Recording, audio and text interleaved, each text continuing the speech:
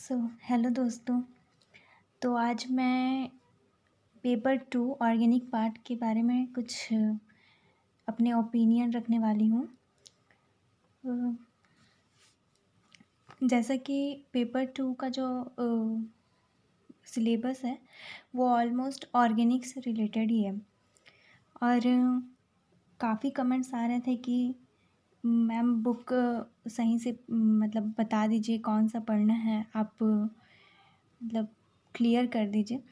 तो इसी वजह से मैं ये वीडियो बना रही हूँ कि जो जो मुझे ठीक लगता है कि अगर आप इस चीज़ों पे ध्यान देंगे एंड परफेक्टली फोकस करेंगे तो आप इजीली इस ऑप्शनल को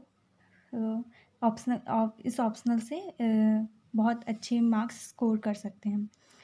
तो इसमें बहुत सारे टॉपिक हैं जिनके बारे में मैंने सिर्फ कुछ बुक्स ही बताए हैं जो जिन्हें हम कह सकते हैं ऑर्गेनिक का वो फादर की तरह है, जिनको पढ़ के आपका बेसिक बहुत ही ज़्यादा अच्छे से क्लियर हो जाएगा। तो पहली जो टॉपिक है वो एरोमेटिसिटी। इसको तो मतलब अगर आप इसके जो बेसिक टर्म्स है वो आप अच्छे से क्लियर कर लेंगे तो आप इसको ईज़िली इसके क्वेश्चंस आप इजीली सॉल्व कर सकते हैं।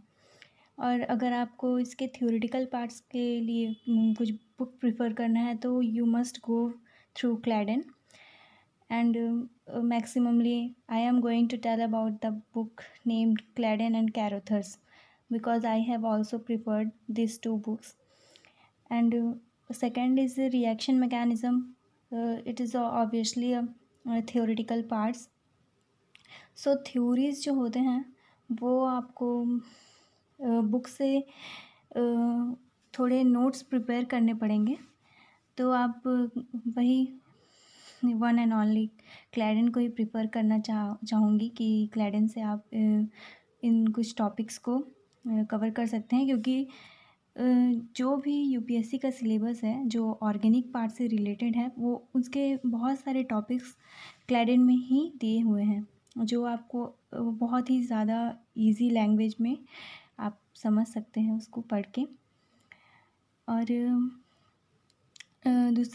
थर्ड टॉपिक जो रिएक्टिव इंटरमीडिएट्स है उसमें क्लैडन और कैरोथर्स मैंने दोनों इसलिए लिया है क्योंकि कैरोथर्स में कार्बीन और रेडिकल से फ्री रेडिकल से रिलेटेड बहुत मतलब एक अलग सी टॉपिक है, अलग सा चैप्टर है जिसको आप पढ़ सकते हैं और वो आपके लिए बहुत ज़्यादा हेल्पफुल रहेगा। अगर मैं बेसिक की बात करूँ रिएक्टिव इंटरमीडिएट्स के लिए तो आप क्लैडन ज़रूर प्रेफर करें, क्योंकि क्लैडन में आपको क्लियरली समझ में आ जाएगा कि वो कहना क्या चाह रहा है और वो समझाना क्या चाह रहा है कि है क्या चीज़ ये कार्बीन या नाइट्रीन एंड एक्सेट्रा। तो जो भी ये इंटरमीडिएट्स होते हैं उसके लिए नेम रिएक्शंस हैं।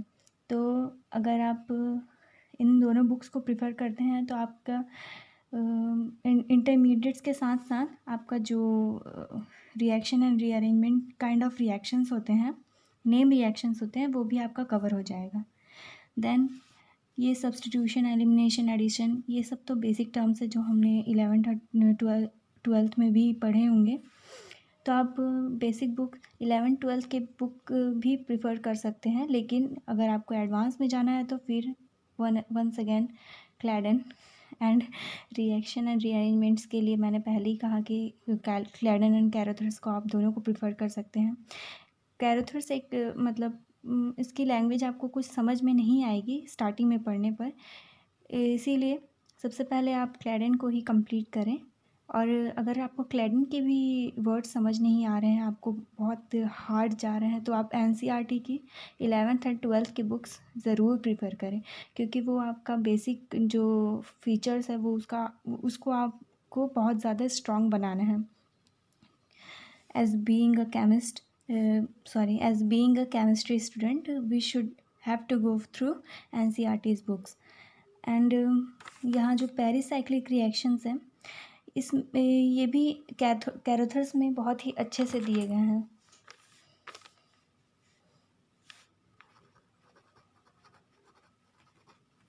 कैरोथर्स में बहुत ही अच्छे से दिए गए हैं।